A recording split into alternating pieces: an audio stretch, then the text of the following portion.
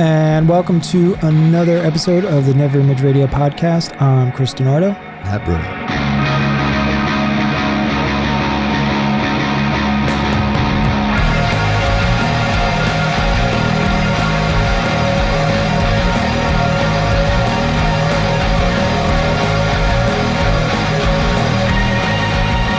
All right, so I want to talk about real quick before we get into the show, and I want to thank everybody who watched our Band-Maid video. The show was awesome.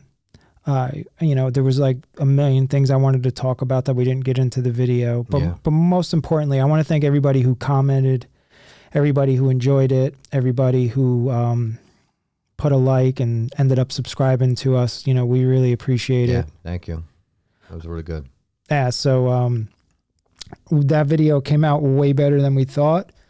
We just threw it together, so I'm glad everybody enjoyed it. And Band-Maid was awesome. Yeah, I agree. Something I want to bring up about Band-Maid, a question I have. What's that? Why the hell does everybody ask me or even compare them to Baby Metal? Ooh. There could be no two different bands on planet Earth. The only thing that they have in common is that they're Japanese, right, and that they have a drummer. Right. That's the only thing I see similar between those two bands. Well, I think they're totally different bands. I mean, and Baby Metal, I mean, it doesn't do it for me. Mm-hmm. I mean, I've seen stuff where they don't stink. It's just not for me. I mean, it's just not, I don't know. It just seems like more of a, I don't know what it really is. I mean, it's heavy music, but when they start singing, it sounds more like a little on the poppier side, I would say, right? Well, vocally, it doesn't, have the same power to me as Band-Maid does. No. But to me, it just seems like a bunch of session guys in masks with three girls jumping around in front of them. Right. It's more like, the girls that come out and sing with Mothra in the Godzilla movies than anything. I'm like, it doesn't, I don't get it. Yeah, some people like it. I mean, for me personally, there's nothing there for me. I seen 3 or 4, videos, a couple live cuts, and I don't know, didn't like it. Now, I don't think they were awful. No, not at all. It's just not my bag. No. And for everybody, there's a lot of people on YouTube are like, the Baby Metal and the Band-Maid and the Jrock. And listen, it's all rock and roll. Right. Stop typecasting everything. Stop doing the job of like goofy ass suits and all these like labels trying to package everything. It's rock and roll. The only thing they have in common is that they're from Japan. Yeah. Think about that. That's like taking every American band and grouping it into a box. Yep. And saying, that's American pop. That's American rock. It's just a stupid way to phrase everything. Plus, the bands suffer. Right. I think Baby Metal's good. They have their, fans. They got their fan base. I mean, it's not awful music. No, it's not. But to me, it's like I felt like I was watching more like a Vegas show act. Right. Than I was watching a band. Yeah. I didn't even see amps on the stage. No. I heard a lot of sequence computery, enhancements where Band-Maid comes at you like friggin' Pantera and like rips your face off. Band-Maid's more of a real band. Sure. Than Baby Metal. Baby Metal is just more like maybe some big shots or somebody record company put them together. Well, be careful. Sure. We don't know. No, I don't know the story. I'm just throwing it out. That's what it seems to me if I look at it. It seems like, how a boy band would be put together. You know what I'm saying? So I'm not saying it was done that way, but Band-Maid seems like, old school, like, look at the paper and freaking guitar player wanted and just sign up and let's put some music together. I can relate to Band-Maid a hell of a lot more. But there's other bands too. I mean, it's, if you start looking at it's like a Japanese craze going on with the women playing. Yeah. Right. And they all could play and they're all different and they're all bringing their unique style to it. Help me out with the title. I think it was Mary's Blood. Right. Right. I mean, that's just something, it's like metalish, but I didn't like that neither. Yeah. I don't know if you got a chance to check it out. It was generic. Like, it just sounds like stuff I already heard. Sure. And the production, is just not that good. It's almost like metal being produced like pop music. Yeah. Really glossy, really, there's no separation in music. Everything's the same level. Scandal? Scandal, right. Yeah, I checked that out too. They're poppy. Yeah, it's poppy. It wasn't bad. No, the bass player freaking kicks ass in that group. I don't know who she is, but she was awesome. I didn't care for it much, but... It was poppy. Yeah, it was more like... Stink. I only checked out one thing, so I didn't really give it a fair listen to it. There was a couple other ones, but the whole point of it is it's just like what happened in Seattle in the 90s. You had all these great bands coming out, and we're talking, in a good 5-year period, you had everything coming out of Seattle from Queensryche to Alice in Chains to Pearl Jam to, I'll even go crazy. Like Some Velvet Sidewalk is one of my favorite Seattle bands. They're under, right. Shout out to Some Velvet Sidewalk fans if anybody knows who they are. Nirvana. None of those bands sounded alike. I mean, does Pearl Jam and Nirvana sound anything alike? Not even close. But they were the grunge sound. Yeah. Everybody got on the radio. Oh, the grunge bands. And that's what's happening with this Japan stuff. There's no such thing as a grunge sound. It was rock and roll. Yeah, exactly. Just like what's going on in Japan right now. Right. All these girls are playing some great rock and roll music with different twists. Yeah. And then you get these people doing reaction videos on YouTube, grouping it all in, Jrock and this. It pisses me off. I mean, look at me with my company, NeverImage. I hate labeling and grouping stuff, but it really does a disservice to the bands. Enjoy the bands and, right. But separate them. But they're not even fans of the bands. Those people just were reacting to the videos and they're never going to watch it again. Yeah, for clicks and views and stuff like that. They see, the band's got 10 million views. Let me review, do a reaction video on it. They know they're going to get some views on it. And I like reaction videos. Oh, I did too. I got my fair share. Like there's people I enjoy, when they listen to music for the first time. Like I can't get enough of people listening to Rush for the first time. Right. And they're all amazed by it, Rush, dude. And majority of people never heard a Rush song. Right. And when they hear Rush, they're just like, It's mind-blowing. Yeah, because they don't have no idea that music can actually be written like that. Right. And a lot of it comes from maybe more from the hip-hop side of music. Right, and they get into the rock and roll, and bless them for branching out, because you never see metalhead guys going into I don't like rap, brr. Right. You got to expand your horizons. When you get a metalhead guy trying to break down hip-hop, it's kind of boring. I mean, listen to some Rush stuff, even when you listen to Metallica stuff, they're like, what the fuck's going on here? Like, especially the Black Sabbath. Right, even Sabbath. In defense of rap, it's structured and produced in an entirely different way. It's not structured for you to sit down and pick apart a bass line. Right, exactly. Or to enjoy that. What you're doing is enjoying the character. Sure, and the rapping, the lyrics. The lyrics it's mainly lyrics. Right. And it's what they say in the time they have to say it. Yeah. And but music is more, metal is more music. Hard rock, rock and roll, it's more music. Right. So the reaction videos I love. Do you have any? I do. Who's your favorite reactor? Well, I don't know his name. You probably know about the guy I like. He starts screaming out stuff. What the hell's his name? The dude with the Mortal Kombat things? Right. What's his name? It's your boy Preston. Right. Yeah. He's great. Yeah, he's good. Great. He loves everything. Saying he doesn't really bash anything. He just loves everything from Metallica to Rush to friggin' Iron Maiden. Anyway, the list goes on with him, man. Yeah. And then those guys from Vegas, too, I think. Lost in Vegas. Yeah, they're really good. Getting back to Preston real quick. No shit. Dio fucking talks to that dude. Yeah. You know what I'm saying? I've seen every reaction video with Dio. When Dio gets to that guy. So he feels it. Yeah, just like you. Dio's your favorite singer. Course, that. So that's a special kind of dude right there, is. No, he does feel. He loves the lyrics and everything. He loves his Maiden. Yep. For me, reaction videos begin and end with No Life Shack and Metalhead Shack, to be fair. That dude's great. Sure, I know that guy. Which guy's that? He's the dude who just sits in his room and when he does metal videos, sometimes he throws on a wig and turns into his alter ego, Metalhead Shack.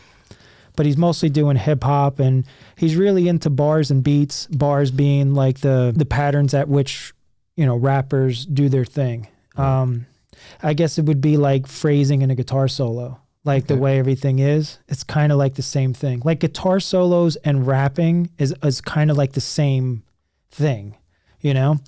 So it's certainly an art to it. I love me some No Life Shack. And I got to check him out. Yeah, he's good. I wish all these reaction people would get more into like Ace Frehley's solo album or like Clutch. They'll never. I mean, if you watch all these reaction videos, they all do the same songs. Same song, same artist. I mean, and the Lost in Vegas guys, you know, those progressive guys just get into them. That you got those guys like Lost in Vegas doing like what is that? The Seas of Sharon. What was that Scorpion song they did from like 75 or 76? Like that's some back catalog stuff right there. No, they move around a little bit with their music. You know, in the beginning they were doing like that at Megadeth and Metallica type of stuff, and then you know they moved around. I think they did like Boston not too long ago or something like that for the first time. And it's great that these guys never heard so many songs that we must have heard a million times on the classic rock station. You know, and they're feeling it. It's good. There's like, I must have caught maybe 3 or 4 of them never heard Bohemian Rhapsody. Really? And it's like and you're watching the reaction for the first time. Them listen, that song we must have heard so many times that we can't even listen to it anymore. Right. And just to see their reaction to hear that's what I love. That song is a masterpiece almost. Of course. You know what I'm saying? I mean, I know we heard so many times, and we're like, you know, click, you know, we'll change it right off. But you know, you've seen somebody listen to that for the first time, it's like you have to watch the reaction to it because it's that beautiful of a song. That's why I love Rush reactions. That's why I love when they do Sabbath. Because they're just so impressed by how Sabbath like goes, like the fairies wear boots reactions. There's a certain groove to a lot of good rock that is very on the level, and it's almost like the same animal that like a lot of good hip hop has. I'm not comparing like rapping and rock and all that shit. I'm just saying the energy and the beat and the rhythms. You know, the stuff that makes you bob your head and shake your hips, there's a lot of the similarities in that old rock music and what's going on. So it's very relatable. But listen, if any of them are listening, No Life Shack, I know you love bars. I know you love rap. Go to this album right here and go to a song, Wiped Out. Do this whole album. Dude, enjoy it. The Ace Frehley solo album. Okay? So it's 1978 and the dude is rapping on the song Wiped Out.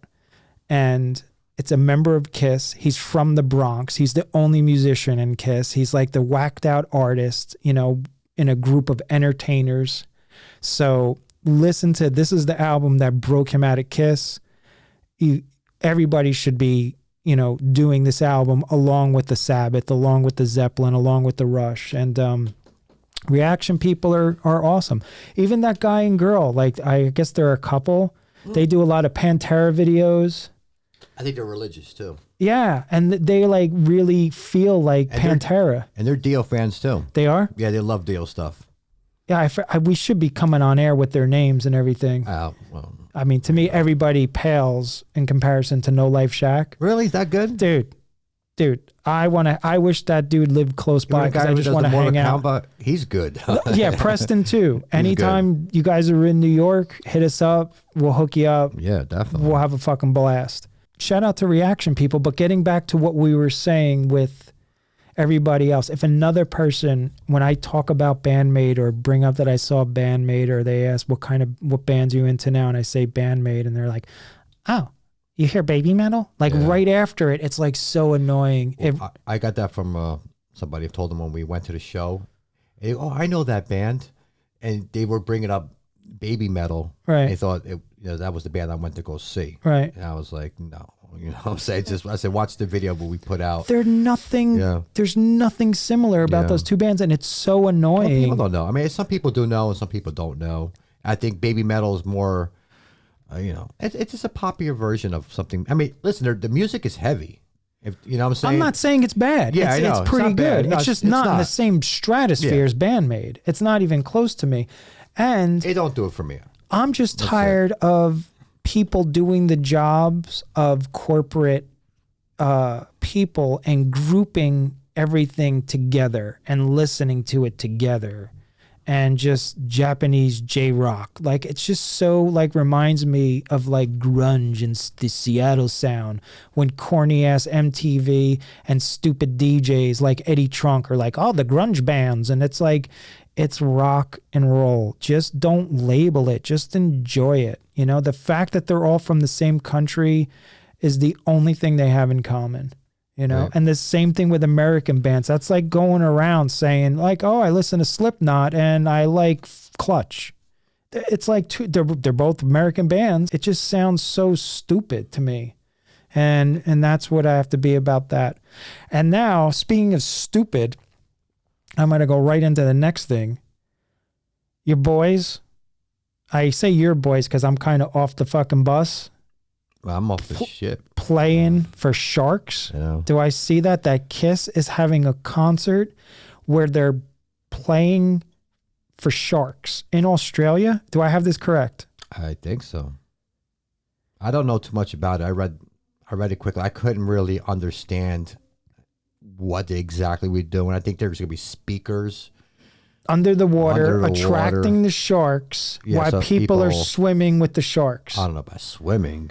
Well, trained divers in cages or whatever, getting lowered in with the sharks. I think it's for the people, fans or something, getting down there. I'm not sure how it works. It's listen, whoever came up with this is kind of, I don't know if it's stupid or it's going to work well or it's just for a paycheck or what the hell it is. But well, it is an Airbnb sponsored event.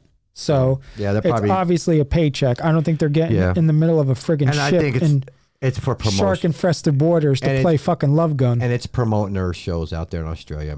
I'm sure all the papers wrote about it. All the news stations probably mentioned it. Listen, KISS has always liked to be the first to do something. Oh, sure. First. So, I mean, they're going to be playing on the moon soon. You know that, right? No, I'm being serious. That's the next step before they actually go. They're going to be the first band to play on the fucking moon. So, we got to look out for that. It's going to happen. I'm telling you, another 10 years, they're going to put a show on the moon. They're going to be sitting in fucking space outfits and fucking playing on the moon. But anyway, it sounds really... I mean, it's gimmicky. I got no problem with that. But when your show is a lip-synced bore fest... Do you think the Sharks are going to know the difference? I probably. I mean, it's not like... I mean, here's the thing. I wouldn't be surprised if KISS did that in 1978 or 1977. You know what I mean? They were always doing that, like going to the Cadillac, Michigan, and like doing different things. They were on shows. Like KISS back in the day, nobody understands this, did the first like concert on HBO. Sure. And like before HBO was even like a household thing. Well, who do you think brought this up? I mean, you think they came up with this idea or... Airbnb. They brought the idea to them. Airbnb probably gave them a paycheck. But whose idea do you think it was, though? Them? Well, what are they going to do? What are they going to say? Hey, who's coming up with this idea to play for Sharks? Is KISS going, hey, we want to play for Sharks. Does any company want to sponsor it? And then they bid? So? I have no idea. Yeah, I have no idea. Oh, we have to stay tuned. I wouldn't even know where to begin with that. Oh, man. The Sharks are going to be bored to death hearing Love Gun for the 10 bazillion times. I know, Sharks are like, I heard this song. Yeah, even the Sharks are going to be like, you know what? Well, can you imagine those Sharks like turn out for this event? I hope they swim away when they hear Paul Stanley lip sync. I hope they swim in the other direction. Dude, that'd be so funny. And then a fucking electric eel comes and just fucking plays a better concert than they could. Oh, man. That's like... Dude, I mean, seriously, the Sharks might not even show up to the event. I mean, there's going to be people that are looking for sharks and they're playing it like no fucking sharks. You're going to have, like you said, a couple of fish just swim by and it's going to be a little disappointed. That'll be that. Imagine the camera and all of a sudden like people get excited and there's like one like fucking swordfish that goes by and then a fucking, and then an eel and it's like nothing. You think that's going to be televised? Who the hell knows? Then they're going to have to do what they did and like cue like another, footage of like other sharks and stuff. They already got it filmed already. They already got a shot. Yeah, you're right. you know, and Big time. They'll cue it in. Big time. That's how they do. So good luck to KISS playing with sharks. Yes. And you know what? I don't know. Like, keep raking the money in. Yeah, that's all they do. And hey, I always say I'm a huge KISS fan. I mean, obviously, I don't think there's too many people walking around with this shirt on that I have on right now, or even know what the hell this is, or if they were KISS fans being even seen in this shirt, you know. Whose hand do you think that is? That's Paul's. That's Paul's hand? Yeah. That they put it on the door. You never saw the picture with him on the door? I did. That was his hand? Yeah. Oh, with the picture, actually him in the picture. Yeah, I did see that. Okay, you're right. So, but, you know, some KISS fan will say, no, it was Robert Hainsworth, and Paul didn't show up with the footage, and it's actually the stagehand. And yeah, I love The Elder. So one day we'll do a show on The Elder, and I'll stand up for it, which I always do. So you're a big fan of that. So did you hear, or I don't know if you heard, but a friend of mine shot me a text, and they're saying they're going to redo Warriors. Oh. I know. I felt the same way, dude. Dude, stuff don't bother me. You know that, right? This bothers me that they're going to, even though they make this the best movie in the world, I just don't want it to hear it. I don't want to see it. I just want to be, that movie should be left alone. Do not touch the Warriors. Now, in fairness, there were a lot of people trying to do remakes that never happened. Right. And you know, I got a script, a prescript to the original script with characters. I'm not going to talk about that. But it's not the Warriors. I'm not remaking the Warriors. What a horrible decision if they make that movie. It's not going to work. I don't know. You think it's? I mean, I read it. There's probably something to it. Maybe they're talking about it. How was it worded? I think it said.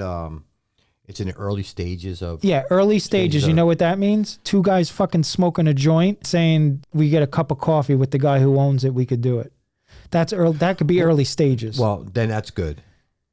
I don't want to see it. I didn't want to say, of course I'm never going to go see it. But I don't even want to hear about it. Yeah, we're talking about the Warriors. If you've never seen the Warriors, we got a previous clip from another show where we're talking about it. We do talk about it in our favorite movies. It's my, I believe, second favorite movie of all time, and it's your first movie of all time. My favorite movie of all time.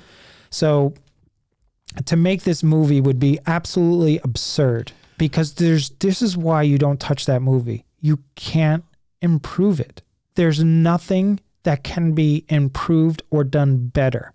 The fight scenes are so real, so well choreographed. The editing is precision. The cinematography is perfect. You'll never get New York to look like that ever again. No. The way New York City looked in the 70s, I don't care what cinematographer, what art director you have, you're never going to do that again. So it's like... And listen... It's like so stupid. We'll come to remakes. I enjoy some remakes over the years. I usually don't. Some of them do come out good and you can enjoy it. But this one here, because I'm such a big fan of the movie, and it's been left alone for so many years to actually... I mean, I don't know if it's true, this article or whatever. I don't think so. You know why? I mean, I hope, it's not true. Finish your point.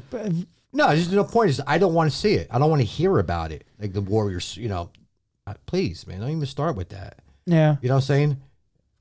That's it. You want to see the Warriors, go watch the original Warriors, man. That's it. Because I think today, it wouldn't look right, gangs. Like the way the Warriors were done, back in 79, it won't look right today. It was real then. Right. Today will be just like, you could tell they're just putting people together just to make a movie. And it just, back then, it just had a different feel to it, man, And the story is perfect.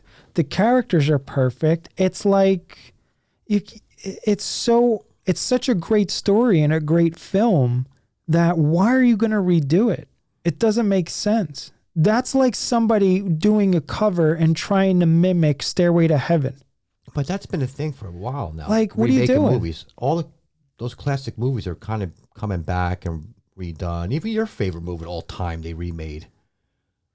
Oh. So, I mean, I watched, no lie, I watched 10 minutes. What was it? Assault? On Precinct 13. I watched 10, 15 minutes of it. I went, dude, I can't. No way. That movie was too good for somebody I never else to even bothered to even put it on. I couldn't even stomach it more for 10, 15 minutes. Dude. I was like, dude, there's no way I'm watching this movie, man. I mean, certain movies you probably can get away with it, and you can probably make it better. Case in point, the Suspiria one. You liked it though, right? I did. Right. And I'm a huge fan of the original Suspiria, full disclosure. And I liked what they did with it. There was a new twist. It was a different thing. There was a much more focus on dance. It wasn't as gory. It was not even as scary. It was more weird. It was shot well, and it was totally different. Now, I don't understand how you can improve on the Warriors. I don't think the Suspiria one was better, but it's a different. Suspiria is a different kind of movie because you got like case in point. There's like 8 different Dracula movies. Right. I'm not talking about Dracula versus the Wolfman or this thing and that or the Hammer films. I'm talking about the original Dracula script. There's a lot of people have done that. Their twist on Dracula. Right. That's how Suspiria was. Okay. It was like a different twist on it, and it kind of worked that way. I can enjoy that because all the Draculas over the years, some of them were good, some were better than the others. Right. So yeah. Yeah. So. I get that. With Frankenstein. I mean, Frankenstein. The same thing with like how many times people do a different version of like Phantom of the Opera and like, okay, so but something like The Warriors is like, what are you doing? How are you gonna? Yeah, like I said, maybe the article is not, whatever. I don't think so. I think it's they're trying to draw popularity, get people talking about it, and then they're able to go and get more money to do it and things like that. But it just, the only way it could work is if you take that story, put it in a different time, different city, different thing, but then just make a different movie. Exactly. Here's the challenge to all you people making remakes of films. Write your own shit. Yeah. That's the whole key. That's the whole thing about movie making and magic. It's not supposed to be to make money. Make something that naturally gets people to enjoy your film. All these remakes, people go out and see it, and it works. Well, my history teacher, it does work. My history teacher in my senior year of high school had this saying, and he said, "The masses are asses." So, just like pop music sells to millions of people, just like these garbage ass Disney movies, everybody flocks to go see. And I do mean Star Wars and Marvel. Well, just like that, the same thing, anybody could go see anything. I mean, think about it. You're talking about people who view videos on YouTube, like these cat videos. There's like 45 million people watching a cat doing a meow. Yep. And I'm guilty of it. I watched a cat come in the house for the first time on some guy's video last night. I was riveted. Yeah, well, you can find anything on But YouTube, that's what I mean. So think about it. If you got 22 million people going to see your movie, right? Well, I was going to take an example. Red Dawn, great movie. Oh yeah, I didn't even go near that remake. I watched the remake. I liked it. It wasn't like it was horrible, and I'm not saying it was great as the original. I gotta order that Blu-ray. Yeah, Red Dawn's awesome. I gotta order that. I haven't seen that in a while. It didn't stink. It was an enjoyable movie. If you didn't see the original and you just watched that, right, it would have been a great movie.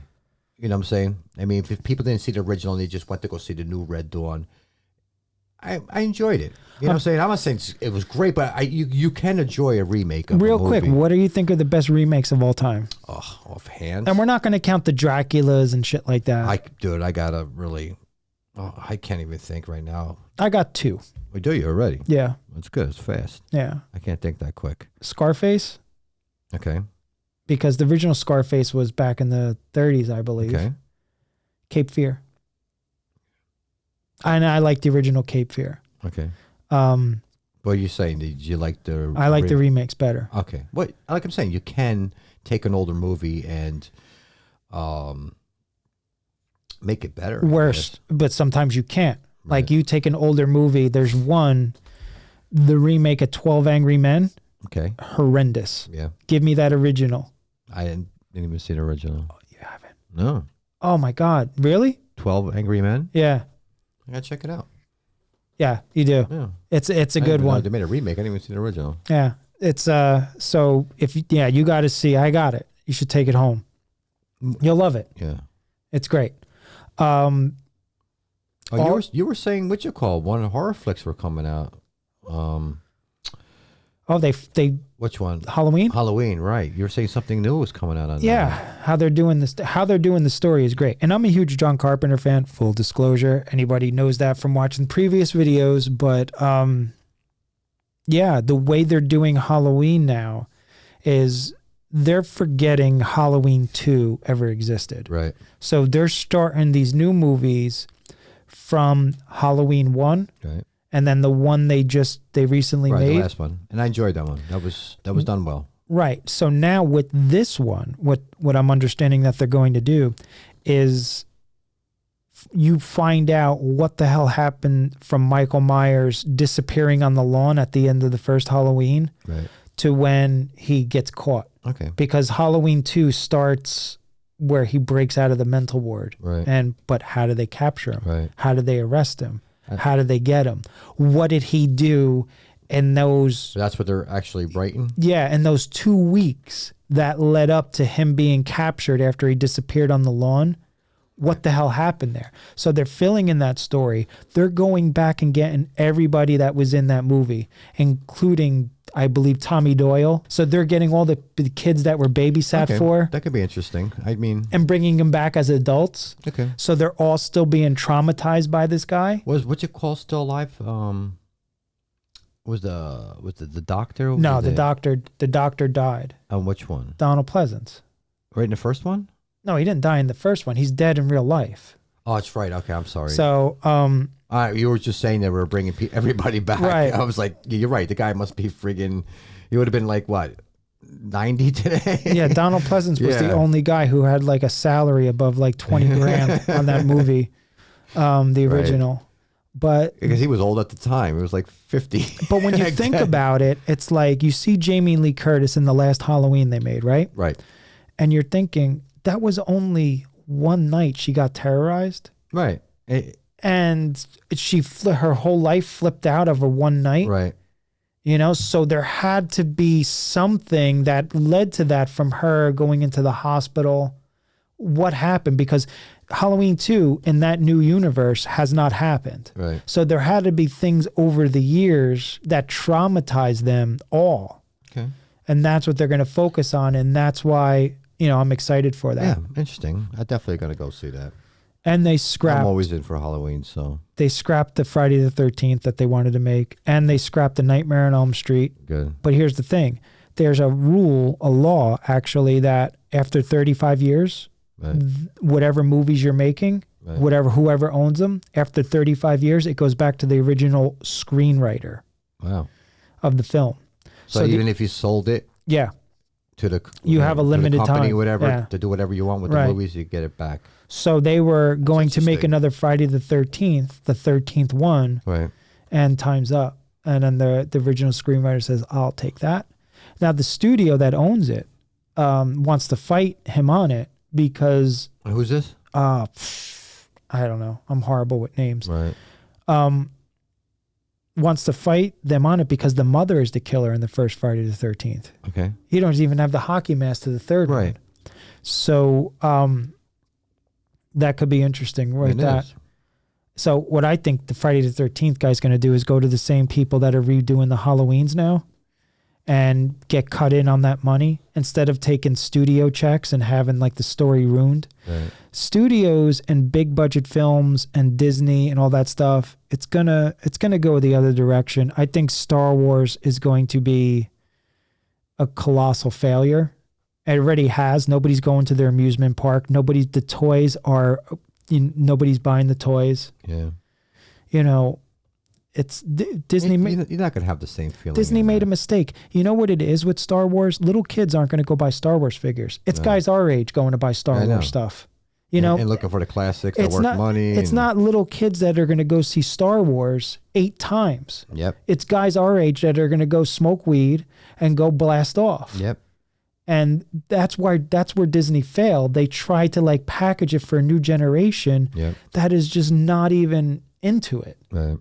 And like couldn't care less. It's like, that's my dad's movie. That's my uncle's movie. That's my grandmother's movie. Well, the parents will still take their kids to go see it. It's like passing the torch. I mean, that's I'm sure they show them the originals on DVD and stuff, and then they're all caught up, the kids, and they go see the new one. I mean, that's like our parents. Like when they showed us like Wizard of Oz, like it's some great movie. I'm like, get me the hell out of here. Right. Put on Rosemary's Baby. Get this shit off. Right.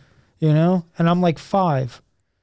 So I could care less. Yeah. I remember going to Disney when I was little, telling my dad, I'm like, I remember telling him this. I said, this sucks. I was 5 years old. Wait, Disney World? Yeah, when we went when I was younger. I never went to Disney World. You ain't missing much. And nobody's going to that Star Wars park right now. The attendance is like a flop.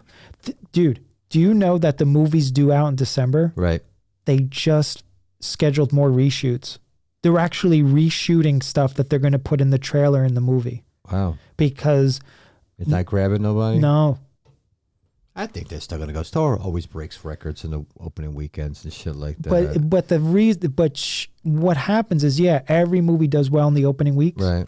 It's what happens afterwards. Right, of course. Going to see it 3 or 4 times, buying the Blu-rays, the licensing, the merchandise, everything tied in with that. Something with McDonald's or friggin' some kind of package. You know how they do that. Yeah, but you know what? When The Force Awakens came out, they could have charged, for example, McDonald's like $70 million or $8 million. I have no idea. Right. Whatever number it is, that number now, McDonald's is like, you know what? We're going to go with Dora the Explorer, We're going to, cheaper toys. And then pretty soon, like Disney and Star Wars are like, Kmart, hey, you guys want to put us in your reduce rack? Right.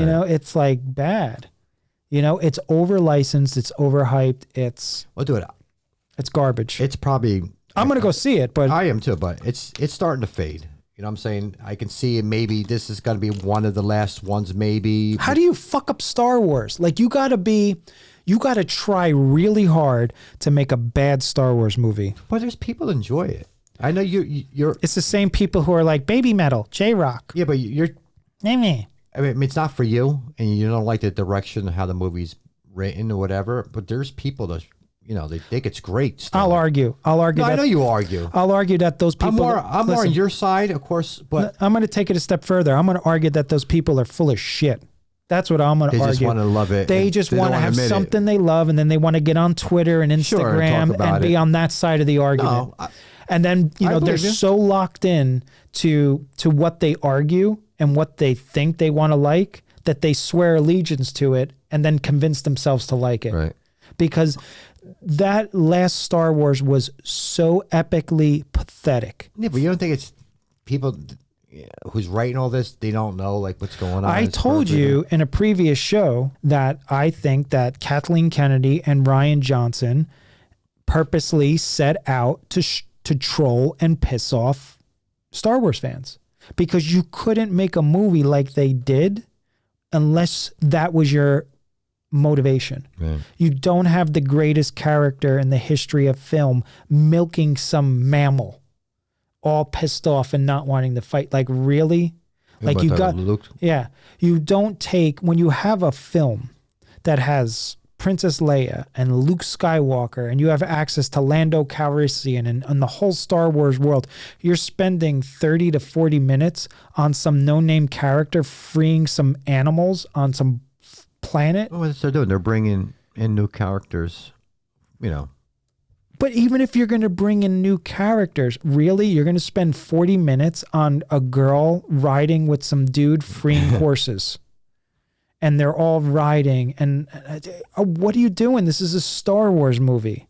So that's what I mean. It's done and it's ruined. What? You talk to people who are into Star Wars and they know what's going on. And everybody had their own way they will write the Star Wars. Sure. I mean, you can't just say, you probably got your version. Sure. I got my version. The guy who actually wrote the movie, his version. Right. So everybody can take it, so you could probably say you could write a version and my version would kick fucking ass. Well, I'm just saying, but there could be people that like your version. I would never go that way. Right. This way. Yeah. So it just, it's got to go the way it's going. I mean, you know what I'm saying? They're the ones who are writing it, and you can agree with it or don't agree with it. I don't agree with it because, you have the opportunity to... I don't even remember. I went to go see all the new ones. I can't even tell one from the other, really. Like, what happened. Like, you know what I'm saying? I went to go see the last one. I don't even remember it. Good for you that it's erased from your memory. No, I'm being serious. Rogue One I liked. Rogue One I liked. Even though that whole thing was a mess and they pieced it together and they didn't know what the hell they were doing. I can't tell one from the other, to tell you the truth. I mean... and you like Solo. Oh, my God. Dude, did you see it? I told you, I'm not going to see it. You can't just... Dude, it's good. You're really the one. Listen, dude. It's a backstory on him. Of course, you know what's it about. But, yeah. No, I understand that, and I admire you. I admire your film taste, your music taste. I would never question you. I mean, so that's why I'm like, whoa, okay. Was that something you should take a look at and actually judge? The only reason I would watch it is because you said it was good. Anybody else, I would be like, I'd throw the friggin' thing in the street. You know what? It's the beginning of the character of him. It feels more of like a Star Wars thing. You know, you see him when he meets Chewbacca, and you always wanted to know how they met. Did you know how they met? I don't. Yeah, but I know you don't. I'm just saying it felt good though. The movie was written like it had twists in it. Probably had like 3 or 4 twists in this movie. Like somebody was backstabbing another guy, and you didn't know they're best friends. So it kept you going in the whole movie. That shit, he backstabbed him. You should watch it. I mean, we'll see. Yeah, you'll get to it. Maybe I would have to be on a plane, and that would be the only thing on. I tell you, when the movie started, right? He was getting chased, right? And this creature comes out of the water, and they started talking, right? I was like, dude, this is going to be the worst fucking movie in the world, bro. It just like popped out of the water. Han Solo was standing there, and I'm like, dude, I can't believe I'm going to sit through this. But thank God it got better after that, dude. Because it was just like this sea monster came out of the water, and I can't remember what the hell they were saying, dude. I'm like, dude, this is bad, man. That's hysterical. I wanted it out. No, you stayed with it, so. No, I did stay with it. All right, so I'm very happy that Dinosaur Jr. released their Warner Brothers catalog. Right. They're telling me about this. Including all bootleg concerts that I used to drive around with like a maniac and listening to. The live version of Water is just awesome. But I enjoyed it. Did you get a chance to check anything out? Yes, I did. And for the first time, I sat down and listened to a whole Dinosaur Jr. record. Whoa. It was handed over. Right. And I enjoyed it. Totally enjoyed that record. That's probably the most obscure Dinosaur Jr. album going. Like, that's the last album people usually reference. Yeah. So, really? Yeah. Well, I went, the album before that with the Wagon. Green Mind. Okay, Green Mind. I had to skip a lot of it. I don't know why. I besides the Wagon itself, I think it's probably the strongest song on the album. I had to skip around. I couldn't finish a song for some, but when I went to hand it over, right, the first like 3 songs got me. Like, I had to listen to it, and there was one song, I can't remember the title of it. I think I told you about it. I had to listen to it 4 or 5 times. It's my favorite Dinosaur Jr. song. How was the name of that song? Let me think, because I remember you told me. Can we move on? Can we move this? Tell me I'm your man. Yeah, it's a great tune. Yeah, I had to hear that 4 or 5 times. He comes in with a smoker solo on that one too. Like I said, I'm not, I know Dinosaur Jr. through you, right, and I heard a lot of music over the time, but actually just sit down and actually from start to finish. And that one there, I pretty much did. I might have skipped 1 or 2 I kind of liked, but I gave it a fair shake, and I enjoyed it. I didn't think I was going to enjoy it. Well, there were songs right from the first song to the second song. I think I Don't Think or something that was called the first song. Okay. It got me right from there. The guitar riffs were great. I'm Insane's on there. Right. It just got me. These riffs are great in that album. Really good. I mean, you listen to them and, I'm picking up my guitar. I'm trying to, play like him a little bit now because, he plays a lot of open chords. You know, he's not like really a power chord guy. You know what I'm saying? Like he stays up over here and plays his G's, C's, but the way he uses those chords. He plays the entire guitar. Yeah, he does. I know that, but I'm just the way he uses his chords, and it's just like, it's great. I mean, Green Mine, I personally have an issue with the production on it. I think even Jay does too. It sounds too, like there's just something about it. That's why when we covered The Wagon, you know, it's a lot heavier than the original, you know, and you nailed the drums, bro. Yeah, unbelievable. Not easy. No, but fucking nailed the drums, bro. Let me tell you, son. When I listen to it, I'm like, amazing. That's me. I know. You came a long way on drums, dude. I mean, you always knew how to play drums, and you knew, like, you know, to play beats and stuff like that. But to play that, you know, that's, you know. Listen, this is advice to any songwriter, guitar player. Listen, you know, traditionally, us guitar players, songwriters, we're at the mercy of drummers that show up, and we're at the mercy of singers that, you know, are divas. Listen, just play everything. Do the whole thing yourselves. And then bring in people to do it. Well, if they can.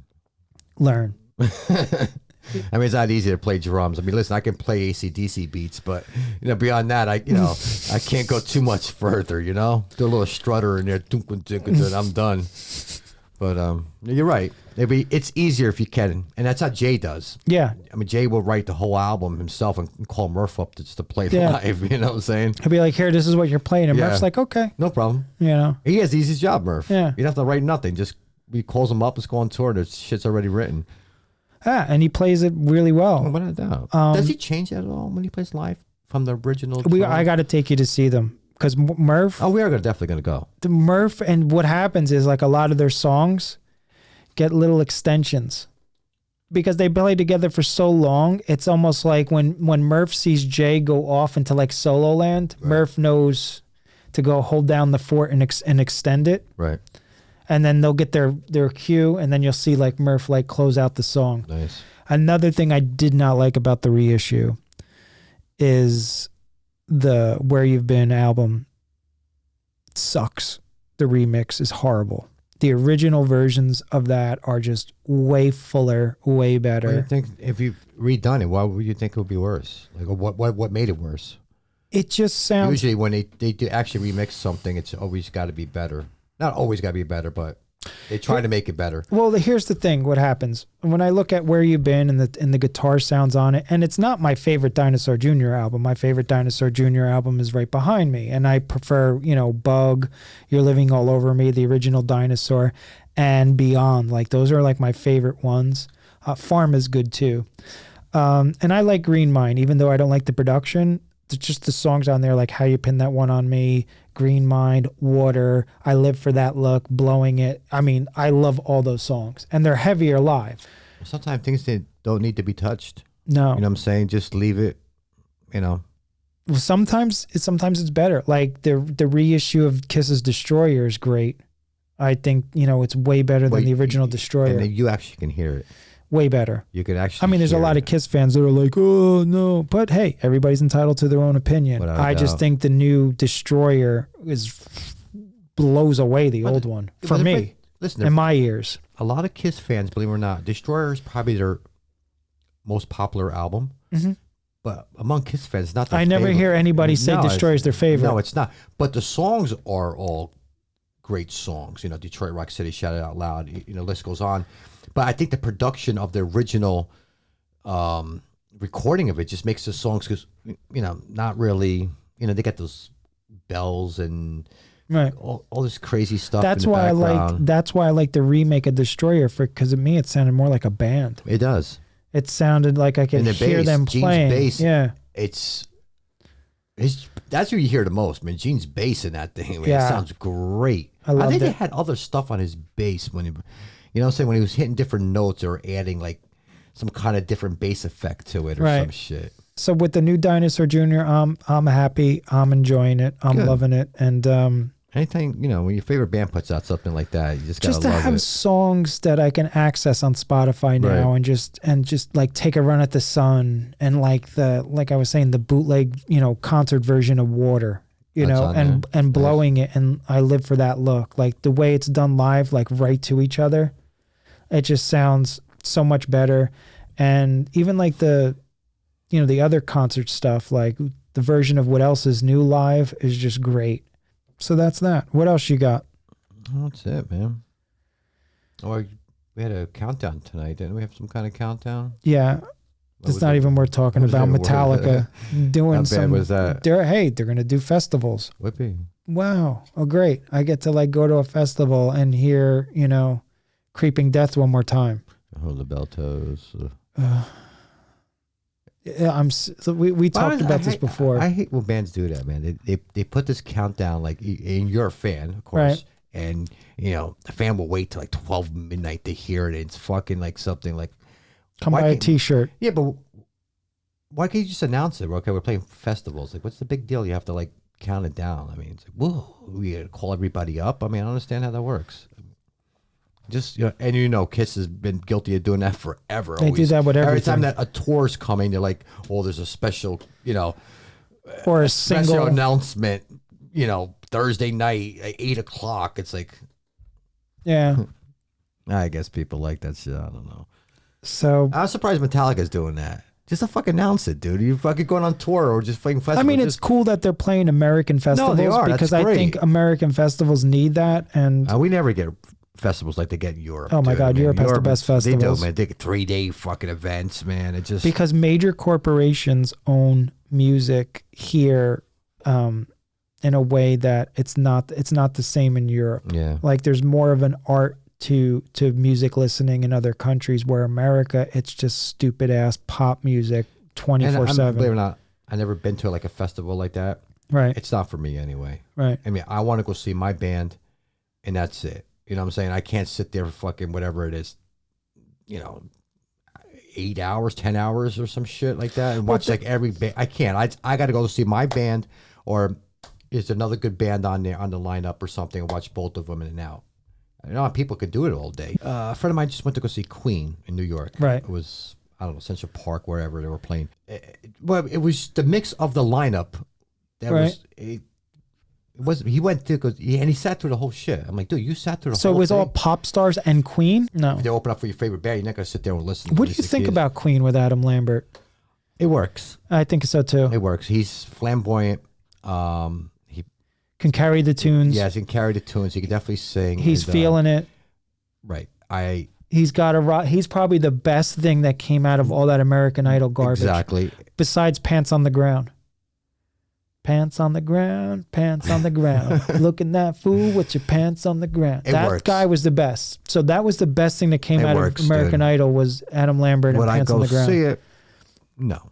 But You know what? I might. yeah. Here's Well, why. you missed up. I mean, they just played the Garden not too long ago. Well, I'm not going to like run out to see it, Right. but if it's around and whatever, I don't mind it because I like those Queen songs. Oh, great. I think he does them justice. I think, you know, Freddie would have his blessing on it. Oh, no. You know what I'm saying? Like, It works. I've seen clips on YouTube and stuff, and it works well. and you can't half-ass that material. No, you can't. You can't do that. You got to be all in to sing those songs, Yeah. or else it's a nightmare. It's over. So, yeah, I think that works with Queen. I hope. Are they gonna? I don't even know. I feel stupid. Do they have a new album? Did they write don't new think so, stuff? no. We were messing around with a Queen cover in rehearsals. What was it? You know a song? It's called "It's Late" off News of the World. You don't remember it? By the title, no. It's probably my favorite Queen song. I gotta It's hear off it. News of the World. It's a Okay. great tune. I'll check it out. It's been a while. All right, so we're going to sign off unless you got something else you want to add. You good? Good job, bro. All right, listen, once again, thanks everybody for watching the Band-Maid video and tuning in and subscribing and all that stuff. And, you know, we're never going to ask you to like our vids. We're never going to ask you to subscribe. So, you know, anytime we see Just go anybody ahead and do watching, anytime we see anybody watching, we're just thankful. We're not doing this for the money. We're just doing this to just, you know, promote the company, hang out, meet people, bullshit. So we're really thankful for everybody that tunes in and watch. So we appreciate it. Thank you, guys.